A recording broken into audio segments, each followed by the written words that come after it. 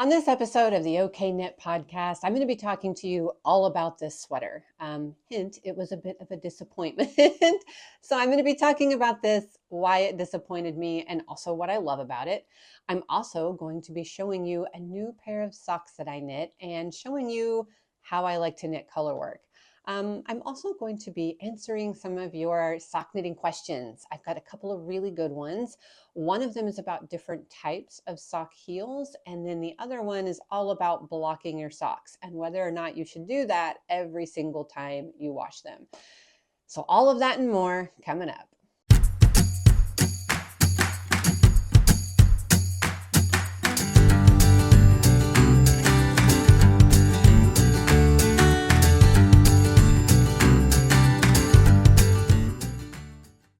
Welcome to the OK Knit podcast. This is episode 4, and I'm still going. I'm still doing it. I'm actually really enjoying this. I have loved doing this the past 3 weeks. I had tried to do a podcast back in 2020, and it fizzled out after 4 episodes because I had this really elaborate setup with like a lot of lights and like a big camera, and I just kind of made it more complicated than I need to, and it just became overwhelming. So this time around, I have one light. I'm using my iPhone to record this, and it takes me like 5 minutes to set everything up. And I think that was the key to ensuring that I would like keep coming back week after week to do this. But here we are, week 4. I'm loving this. I'm having a lot of fun, and I'm so appreciative to all of you who are tuning in to watch this, leaving me great comments. It's been really encouraging. And I think a lot of new people here on YouTube have found me as a result of the podcast. So I welcome. I'm so glad you're here. I'm really having fun. My name is Summer. I knit socks obsessively. I design sock knitting patterns. I've now written a book about sock knitting, and this podcast is about knitting, but it's also about other things too. I do book reviews. I've got a lot of really fun things planned throughout the year. So welcome. I'm glad you're here. Let's get started. I told you I was going to talk about this sweater. I did not knit this sweater. I don't have time to knit sweaters. I love sweater knitting, but because my job is designing sock knitting patterns, that takes up all of my time. That's pretty much all I do. When I was writing my sock knitting book, The Sock Project, which you can find a link for in the description below the video if you want to check it out. Anyways, when I was writing that book, I was knitting socks 24/7. I knit socks a lot for my, self-published pattern releases, you name it. That's pretty much all I have time to knit. So I don't have time to knit sweaters. And so I've started every year, like I want to invest in a really nice, well-made store-bought sweater, I guess. And so one year I bought a sweater from Ireland. It was 100% merino wool. I'll wear that one of these days and show you that one. Super happy with it. And then last year, the sweater that I found was this one. It's from a company called Buck Mason. And on the website, it advertised itself as being a blend of merino wool and alpaca. And so I took that to mean that it was 100% animal fiber. And so when it came in the mail, I pulled it out and I was like, oh, this is so soft. It's so beautiful. It's amazing. And then I looked at the fiber content tag, and it was not fully alpaca and merino. It also had polyamide in it. So I was like perturbed because it did not say that on the website. I even went back to the listing on the website to double check, and it definitely said a blend of merino and alpaca. It said nothing about polyamide on it. So I fired off an email expressing my disappointment that they weren't upfront and honest about the fiber content. This was a really expensive sweater. I only buy one a year. I want to save up and invest in a really good sweater that I can wear for 10 or 20 years or 30 or more. And so I wanted it to be all animal fiber. I was really disappointed, and I didn't wear it for a long time. And no, I did not send it back. I am terrible about sending stuff back that I've bought online. It's such a hassle. So I could have sent it back and got my money back. That's very true. For those of you wondering, well, why didn't you just send it back? I could have, but I didn't. I just stuffed it in my little sweater drawer and just didn't think about it for a while. But then one day, one dreary cold day, I went ahead and pulled it out and put it on. And I swear, this is like, I hate that I love this sweater because I feel like the people at Buck Mason lied to me and took my hard-earned money, without being honest about the contents of their sweater.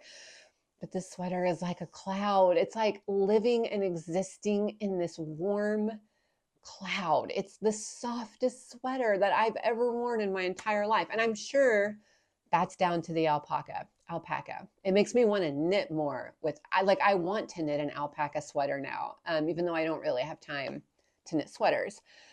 But oh my goodness. So not happy that Buck Mason, lied about the fiber content and wasn't fully honest about it. But I will say it is a very soft sweater. We'll see how it holds up over time. I did do a little digging. I wanted to find out, okay, what exactly is polyamide? What does it do? Is it contributing to the softness of the sweater? Does it degrade the quality? Like if you have animal fibers mixed with something like polyamide, what does that do? I'm used to working with nylon. A lot of the sock yarns that I work with have nylon in them for added strength, added durability. So is polyamide the same? Does it do the same thing as nylon? So here's what I found out. Basically, polyamide is a nylon. So I was furious when I got my little sweater in and it, said that it was a wool alpaca blend, and it turned out it had 23% polyamide. That's basically a nylon, which is what I knit most of my socks out of, a wool and nylon blend. So, I mean, I still think they should have been upfront about that on the website, but it was really grinding my gears and for no good reason.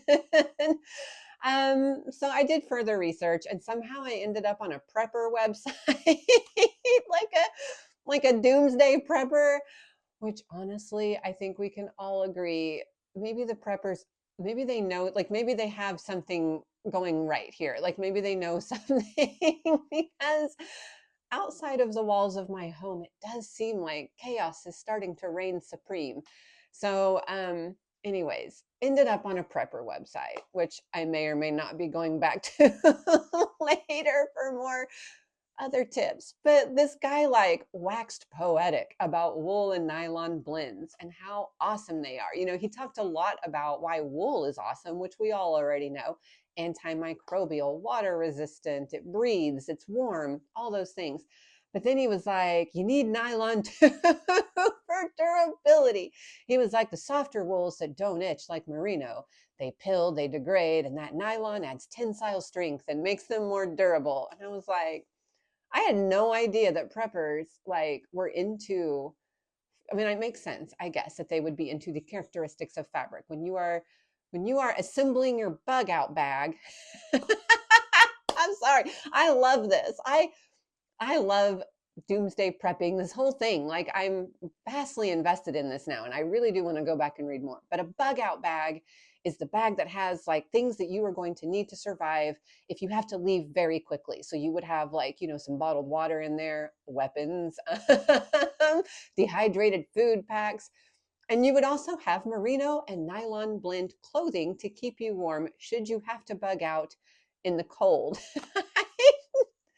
This is what I love about when you research things. You never know what rabbit hole you're going to go down. Anyways, so that's all of that to say, it's not necessarily a bad thing that my store-bought sweater contains polyamide. I was so stuck on, when I invest in these really good, knit sweater pieces, I want them to be 100% animal fiber. I'm kind of, I get lost in my little hobbit daydreams where in a perfect world, I'd be in my little burrow surrounded by all of my sweaters that I knit myself out of wool that I spun from sheep that lived out in a little pasture behind my hobbit hole.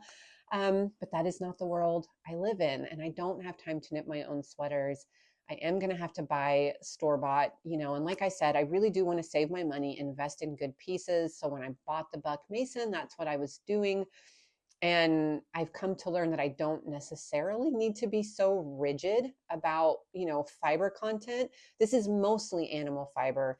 And if the nylon gives it some extra strength and durability that helps it last even longer, then that's a win. So only time will tell. I will come back in 5 or so years and let you know how it held up. And I will show you the contents of my bug out bag if I haven't used them because we've had to bug out literally, because the chaos has erupted. So anyways, if you've had any experience buying store-bought sweaters, like if you've made an investment in a really nice piece that, has lasted you a long time, let me know in the comments. Let all of us know, because we might be looking for other places where we can buy sweaters that are really good quality, that are going to last us a long time. So, moving on from bug out bags and doomsday prep, let's talk about this cute little sock that I knit. All right, so this sock, I'm so happy with how it turned out. I should preface this by saying that Tulsa has been existing in an actual cloud for days. Like, we've had the dreariest weather. I mean, it's been intensely foggy, like dense fog. And I have a little bit of anxiety, so the fog feels oppressive, like I can't breathe. It feels, my imagination runs amok, and it feels like I'm living in a Stephen King novella, the one, The Mist, where there are creatures hiding in the fog. But really, it just feels heavy, and like I feel like I just can't breathe. So it's been really depressing, dreary, gray. And so I wanted to knit just a colorful, cheerful little sock that would make me feel better, and that, again, it fulfills my hobbit dreams. It feels like a sock that hobbits would wear for sure. So I actually took one of my existing patterns and I used that for the body of the sock, but then I wrote out this cute little color work band around the top, and so I added that to it. And here is the result. I love it so much. I hope this is focusing. So it is. Okay. So the top is the new part. This is a little color work floral motif that I wrote out and I added to the top. The body of the sock is my season sock pattern. So that came out last fall, I think last August is when I released that. So yeah, I just kind of combined the two. I basically took my season sock and then added a cute little floral motif. And I chose these really bright, cheery reds and yellows and this wonderful beige. I'll talk more about the yarns that I used in a second, but I just think it turned out so cute. So one really cool thing, I wanted other people to be able to knit this too if they wanted to. So I added this color work chart in the instructions on how to add it in to the season sock pattern. So if you already own the season sock pattern, check your Ravelry. If you bought it on Ravelry, there'll be an update that has a little PDF addendum that has this chart and then the instructions on how to add it in to the existing season sock. If you bought your pattern on Etsy or through my website, just email me. My email is in the description of this video, and I'll send you the little PDF addendum that tells you how to do this.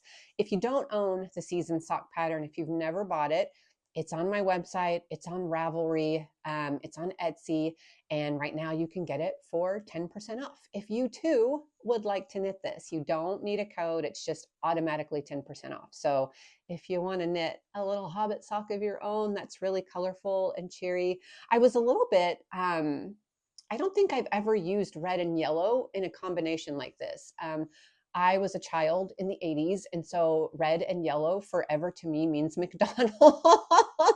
Like old school vintage 80s McDonald's. There was a lot of red and yellow and white plastic. There was the creepy clown Ronald McDonald. Well, it was creepy to me. Like, I'm sure some kids probably thought that he was awesome. I did not. We had the play place where you could, fall to your death in very unsafe playground equipment. Kids threw up in there. It was the 80s. It was wild. But red and yellow in my mind, that's what I think of. But I love how this turned out. Red and yellow has changed for me now. I think if you choose the right shade of certain colors, then they work so well together. This is a very warm orangey red. This is a very warm golden yellow. And I think that the McDonald's colors were more cool. You had a cooler toned red. I'm just talking out of my butt. I don't really, in my mind, they're cooler toned. I could be completely wrong. There could be color experts who have worked for McDonald's who are like, actually, in my head, that's just kind of how they were. But let's go ahead and take a closer look at this sock. Okay, this is my little Franken sock. We've got season sock on the bottom and then a cute new little color work chart that I wrote up for the top. The yarn I used. So this is Cascade Heritage Sock.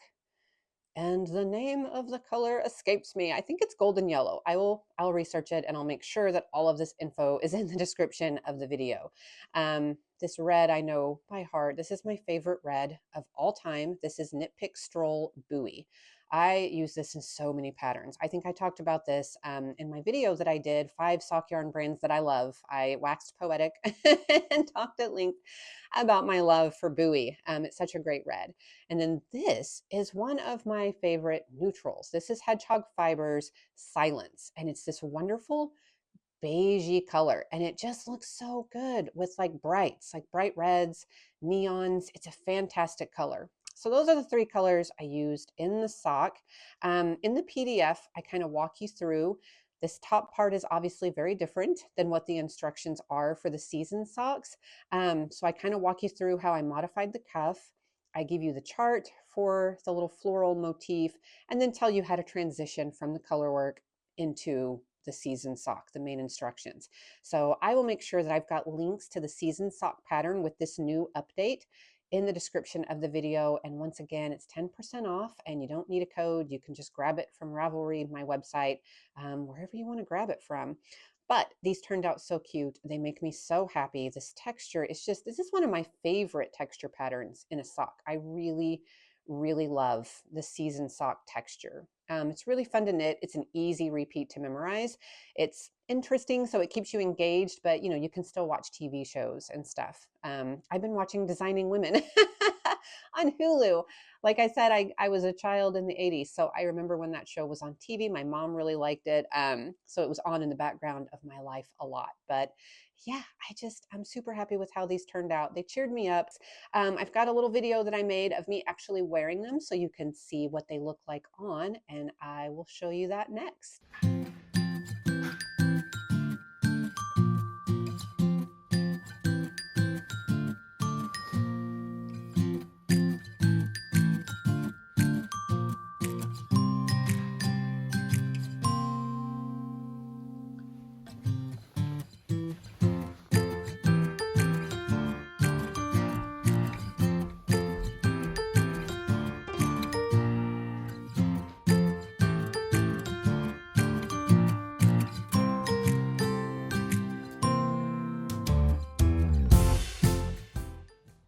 All right, so now that you've seen what these adorable little socks look like when you're wearing them, there may be some of you who are like, I would love to knit those, but color work on socks has never worked out for me. I'm not sure how to do it. Or maybe you've tried and it just hasn't gotten right. So I'm going to show you how I knit color work socks very briefly, just kind of show you what I do. And hopefully that will kind of help get you going if you've tried it before and it hasn't worked, or if you've been a little bit afraid to try it. At some point, I do want to do like a super long, like multi-lesson color work sock knitting masterclass that I'll drop on YouTube. But for now, I'm going to show you just some basic things that can kind of help get you going. One of the most important things that really helped me, and just going to grab this over here. One of the most important things that really, really helped me knitting color work socks is the right tools. Like I knit using Magic Loop. I know a lot of people use double pointed needles. Some of you already use tiny circulars. And that's kind of what made the difference for me with color work, was switching to tiny circulars. But not just any tiny circulars. Someone told me about these. They're called Chowgoo. They're from the brand Chowgoo, and they're the Twist Shorties. And they look like this. I'm trying to get this to focus.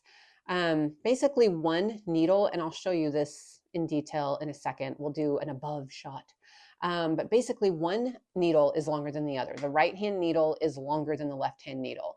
And I don't know why that makes a difference with hand cramping, but it does. When I try to use regular tiny circulars, my hand cramps up, it hurts, and I'm like, no. But for whatever reason, these Chowgoo Twist Shorties, having that needle longer than the other one made a difference. So I'm going to show you real briefly, how I like to knit colorwork socks. Okay, I'm going to show you really briefly how I like to knit colorwork socks. There are many different ways of knitting colorwork on your socks or on your sweaters. The most important thing is to pick the method that you like the best and the one that is the most enjoyable for you to knit and gives you the results that you're looking for. This just happens to be how I like to do it, how I'm comfortable doing it.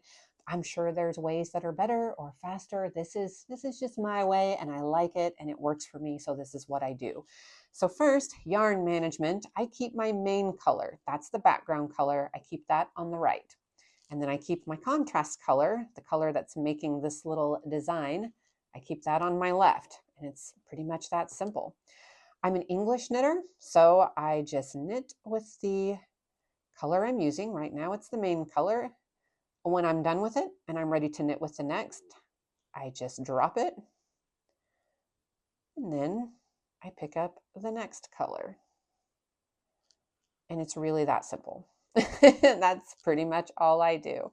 Some people like to hold a strand of yarn in each hand. So they'll have, the main color in the right hand, and they will keep the contrast color tensioned on their left hand. I do not do it that way on tiny circulars. I can do it that way on magic loop or on double pointed needles, but on tiny circulars, it just doesn't work for me. It's just slow and fiddly and I don't like it. So that really is all there is to it. You'll notice I keep spreading these stitches out as I knit on my right hand needle so they don't get all bunched up. That can really screw up your fabric. It'll cause puckering. Your floats will be too tight. So that's one thing to keep in mind. Just always keep those stitches nice and spread out and keep your hands relaxed. Try not to be too anxious, which is very hard for me, but I try to stay relaxed so I'm not pulling too tight on my yarn. And you'll notice as I knit, my main color there, when I knit with it and I'm done, it always stays on top. So when I'm done working with this color, I don't just drop it. I kind of throw it back over so it stays on top. And then my contrast color is coming underneath. That helps to keep them separate and neat. It's just kind of how I like to do it so things don't get tangled. All right, so these, up until this point, I have been knitting. There's only been a couple of stitches between each color. You'll see my little floats. We don't have a lot of space between the two colors, so my floats are relatively short. We like that. That keeps our fabric extra stretchy, and it means our toes are not going to get caught in huge floats. But what happens if you have a lot of stitches between colors? So in this particular pattern, I'm not on that row yet, but I'm just going to go ahead and mess up the sock so I can show you. In this particular pattern, there's a row where you have 9 stitches between colors. So this beige, for instance, in that case, we need to catch our floats. So I'm going to go ahead and do that now. Generally, the rule of thumb is if you have 6 stitches or more between colors, you want to catch a float somewhere in the middle. So if I had 6 stitches between my beige and my red, I would catch a red float on like the 3rd beige stitch, just somewhere in the middle. Since this has 9, I'm going to pick the 5th stitch. I'm going to knit 4 beige stitches, which I've now done. And on the 5th beige stitch, I'm just going to catch my float. So I'm going to wrap it around my pinky, wrap it around my index finger, and then I'm simply going to lay that red yarn over the top of my right needle. It's just kind of resting on there. And that's literally all we need to do. Then you're just going to knit the next 2 stitches like normal. Give it a little tug. You don't see it on the right-hand side of the fabric, but on the back, I've now caught that red yarn behind those stitches, thus reducing the size of my float. So I'm going to show you that again. And if you are a person who knits color work with both hands, it's a lot easier for you to do this. It's not as many steps, doesn't slow you down. I am not one of those people. No, that stitch is backwards. So we'll just show it again. You wrap it around your pinky, index finger, drape it over the top of your right needle, and simply knit and keep going. And so that is how you catch floats. Now, I wasn't counting when I did this. I'm not paying attention to this stitch pattern at all. I'm just showing you how I do this. So this is all sorts of messed up. But Basically, you want to do it halfway between your stitches. If you have 6 or more stitches between colors, catch that little float somewhere in the middle of that span. That way you don't have super long floats. You can see here, I did not catch the float. I knit like 9 beige stitches, and now we have this extra long float. This will catch your toe. It'll mess up your tension. We want our stitches, our floats on the back to just be relatively short, anywhere from 2 to 5 stitches long. So anytime you have a stretch longer than 6 stitches, catch that float somewhere in the middle, just like I showed you. And that's pretty much it. That is how I knit colorwork socks. I will do a more in-depth video, like a colorwork sock knitting masterclass at some point, but those basics will get you started if you've never done it before, or if maybe you haven't had success in the past. Just kind of keep it relaxed. Your tension is the biggest thing. So I hope that was helpful. All right, so those are the season socks, how I knit colorwork socks with the new addendum. And remember, if you already own the season sock pattern, if you bought it on Ravelry, that update is waiting for you. You've got the little PDF addendum that shows you how to do that new colorwork motif. If you bought the pattern on Etsy or my website, just email me and I'll be happy to send you that little PDF addendum. If you've never bought the pattern before, you're going to get the original pattern, and then you're also going to get that special modification, so you can knit either or. I guess I could show you what the original season socks look like. Hold on just one second. Let me go grab them. Okay, I'm back. I dug these out of my sock drawer so I could show you. This is the original season sock pattern. It's just a really beautiful, chunky, thick cuff with that gorgeous texture pattern all the way down to the toe. So this is what they look like. This is a really beautiful yarn from Spun Right Round. I think the color is Tobacco. Really, really beautiful golden color with lots of deep brown flecks, you know, light speckling, not too heavily speckled. So by contrast, let's do a little comparison. The original versus the modification there. Yeah, super cute. So that's the original season socks. So if you already own the pattern, you've got both. You've got the original, and now you've got this new modification. If I can show you the right one. And if you've never bought it, you'll get both. You can knit them both ways. So really fun socks this week. I really enjoyed knitting them. Now let's move on. Let's start answering some of your questions. You have sent in so many great questions. I have gotten inundated with them, and I love that. A lot of them were going to my spam folder, and I didn't realize it. So if you sent me an email and it took me a while to respond, that's why. I have to remember to check my spam every day now, because for some reason my email is filtering them to spam. But 2 that I wanted to address today. The first one I got from a reader, and she was asking about the difference between forethought heels and afterthought heels. She knew that they were different in your approach to how you knit them. She wanted to know if there was actually any difference in the heel itself. Like, are they interchangeable? You know, is it really, like, if you're used to knitting forethought heels and you like having that strand of waste yarn in, and you don't really want to do an afterthought because it involves snipping your yarn, is there any reason to? Are they basically the same heel, just made 2 different ways? And that's such a fantastic question, and one that I'm so happy to answer, because the reality is that, yeah, they are the same heel. They're just knit 2 different ways, but essentially you are going to end up with the exact same heel. So a forethought heel, and I'm going to pop a little picture up. This is actually a picture from my book. I have a whole tutorial on different sock heels. The very first part of the book, the sock project, I go over like at least five different heels: German short row, afterthought, forethought, Flegel heel, heel flap, and gusset. And I give you tutorials on how to make all those different heels. So I'm going to pop up a little picture of a forethought heel. Basically, when you knit a forethought heel, you are knitting in a line of waste yarn where your heel is eventually going to go.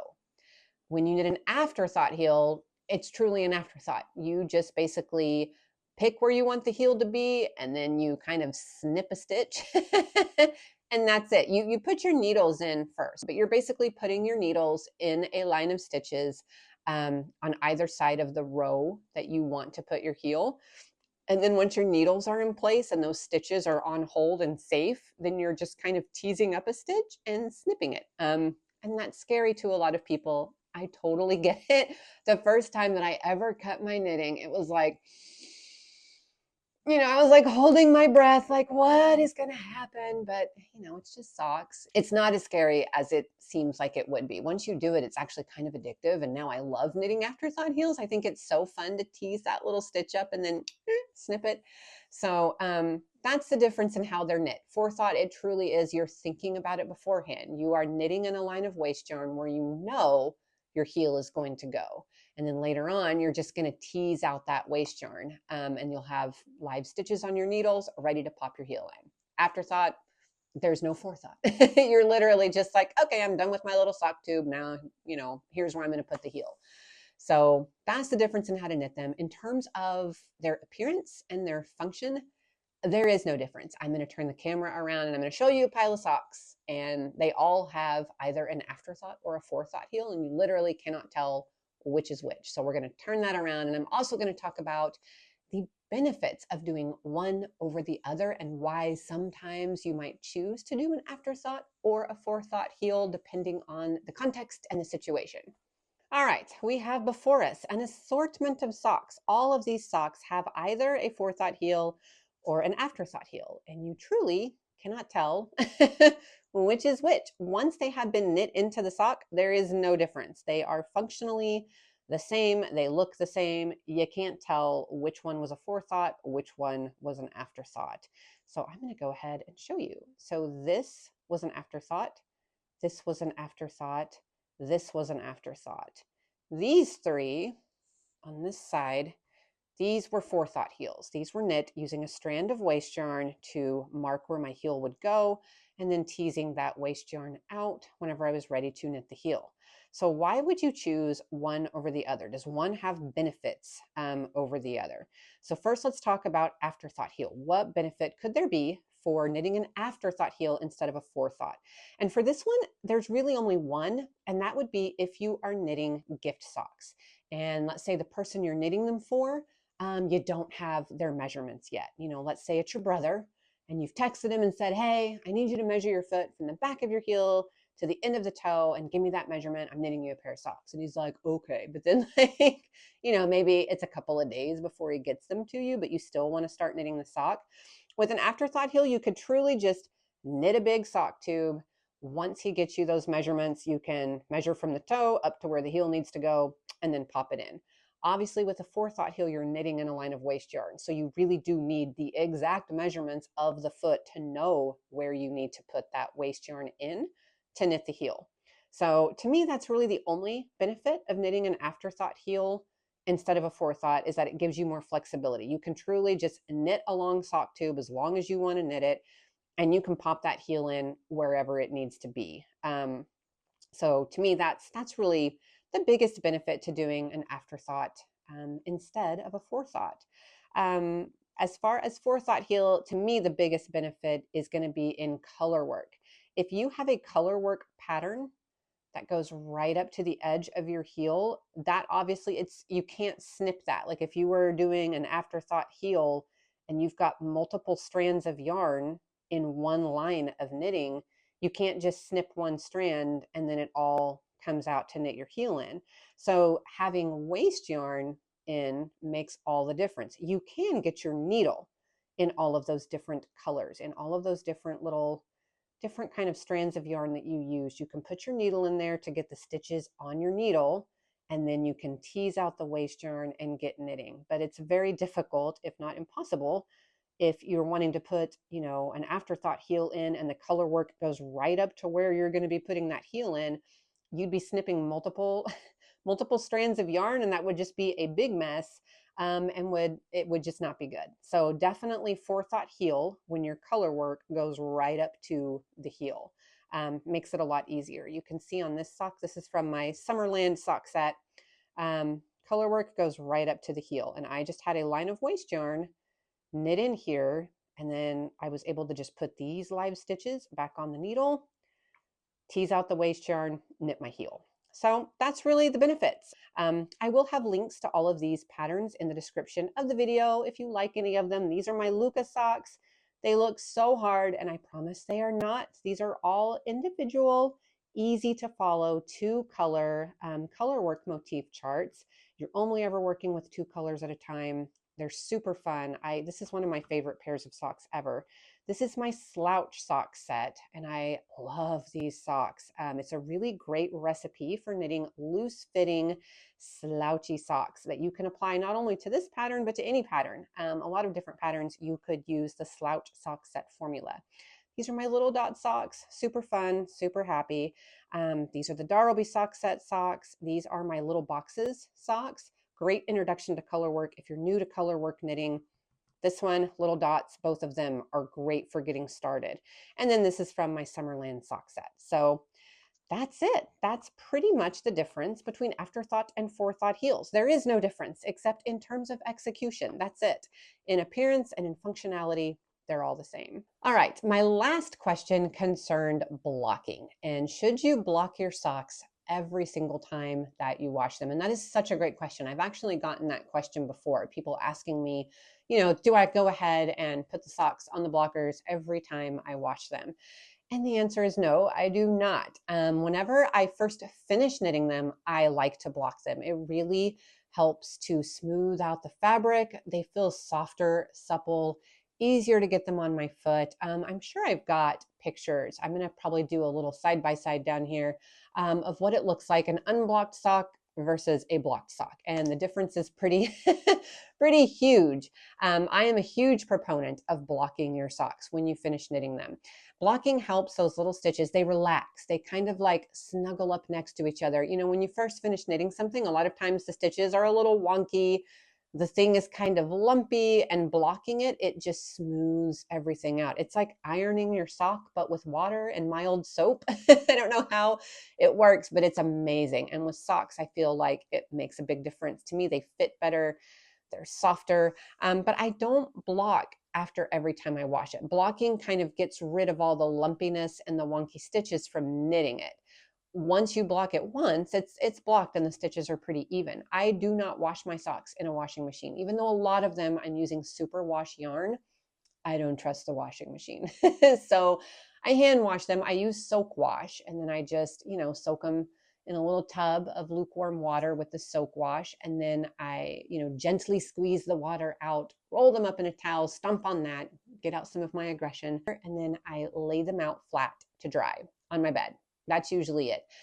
Some people have these really cool drying racks that they get, and they will put them outside. Like they'll have a sock wash day where they wash all their hand knit socks and then put them on drying racks outside in the shade. You want to be careful. If you put them in direct sun, it can fade the dye. Like if you've got, especially hand dyed yarn, the sun can absolutely fade the dye. So as much as we love the sun for its, antibacterial properties, when you're talking about drying things in the sun, it can absolutely mess up the dye on your hand knit socks. So definitely dry them in the shade if you're going to do outside drying time. But they'll just drape their socks over the drying rack, dry them in the shade. I just lay mine flat on my bed, and I have a fan pointed at them to just kind of help them dry a little faster. So there's really no need to block them. She asked in her email, what does it hurt them? Like if I block them every single time, is that hurting them? To my knowledge, no. I don't really see how it could. I could be wrong about that, but I've been like racking my brain. Like, I don't think that there's any way that that could hurt them. So if you just want to put them on sock blockers every time you wash them, you certainly can, but you don't have to. You can just lay them flat on your bed and you'll be good to go. All right. What a journey this has been. We've talked about doomsday prepping, and we've talked about socks, polyamide sweaters too. So once again, links to everything that I'm discussing in this video will be in the description below. I'll have links to those ChowGoo twist shorties that I talked about so lovingly, links to all the patterns that we discussed. Thank you so much for tuning in today. And again, for tuning in the last month, the first month that I'm doing this. I really appreciated all of you being here. It means a lot. So I'm really grateful, and I will look forward to seeing you next week. I hope you guys have a great weekend, and we'll be back next week with more.